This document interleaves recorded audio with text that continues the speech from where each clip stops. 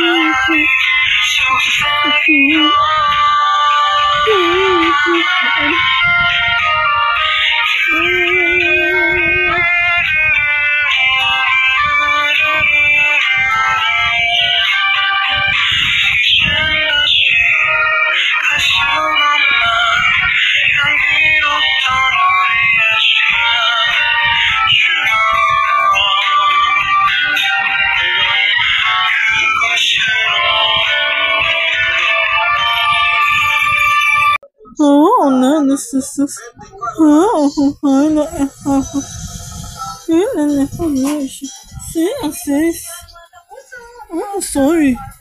Di ba sabi mo may isang balo na water tap? Sorry.